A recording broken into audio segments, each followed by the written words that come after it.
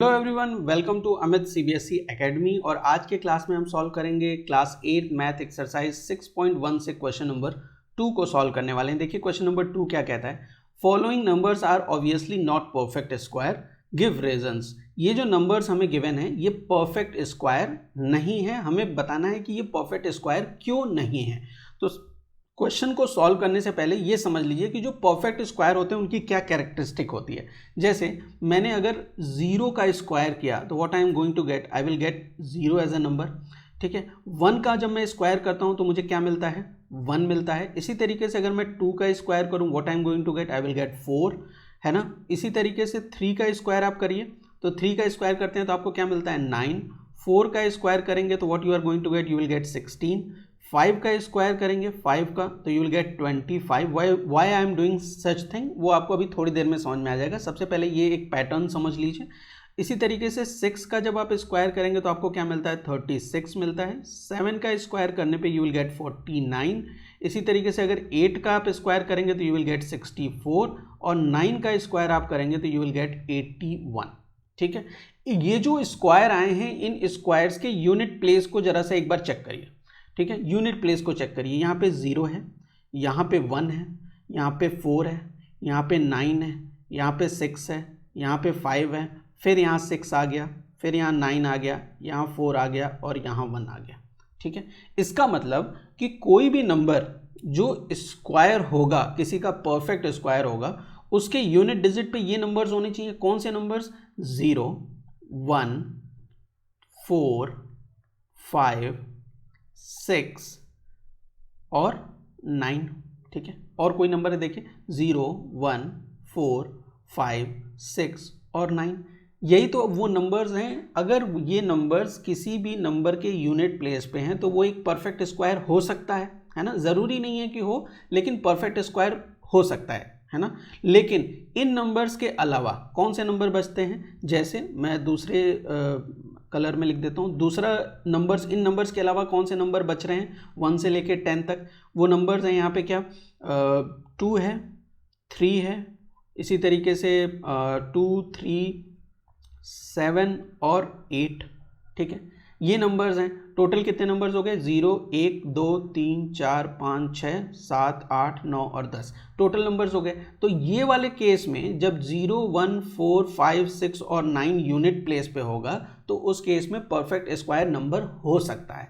लेकिन अगर नंबर के यूनिट प्लेस पे 2, 3, 7 और 8 है तो वो कभी भी परफेक्ट स्क्वायर नहीं होगा। तो इस बेसिस पे हम आंसर कर सकते हैं अपने क्वेश्चन को कि फर्स्ट वाले पार्ट में जो नंबर गिवन है वो 1057 है, इसके यूनिट प्लेस पे 7 है, इसलिए ये क्या है, एक परफेक्ट स्क्वायर नहीं है। कोई भी परफेक्ट स्क्वायर अगर होगा तो उसके यूनिट प्लेस पे कभी भी 7 नहीं हो सकता है। तो ये रीज़न आपको समझ में आ गया। इसी तरीके से सेकेंड पार्ट में क्या है, 23,453 है, यूनिट प्लेस पे क्या है, 3 है। देखिए 2, 3 नंबर है, 3 वो नंबर है, अगर यूनिट प्लेस पे आ गया तो इसका मतलब ये भी क्या होगा, ये एक परफेक्ट स्क्वायर नहीं होगा। इसी तरीके से थर्ड नंबर लीजिए। थर्ड नंबर क्या है, 7,928, यूनिट प्लेस पे क्या है, 8 है, और यूनिट प्लेस पे जैसे ही 8 आया इसका मतलब ये भी क्या होगा, एक परफेक्ट स्क्वायर नहीं होगा। फोर्थ पार्ट में क्या गिवन है, यहाँ पे है 2,22,222। ठीक है, यहाँ यूनिट प्लेस पे क्या है, 2 है। यूनिट प्लेस पे 2 होने का मतलब क्या हुआ कि यहाँ पे इस वाली कैटेगरी में लाई कर गया जहाँ वो परफेक्ट स्क्वायर नहीं होता है। तो जो भी नंबर 2 से अगर वो एंड करेगा या उसके यूनिट प्लेस पे 2 होगा तो वो कभी भी क्या हो सकता है, परफेक्ट स्क्वायर हो सकता है क्या, नहीं हो सकता।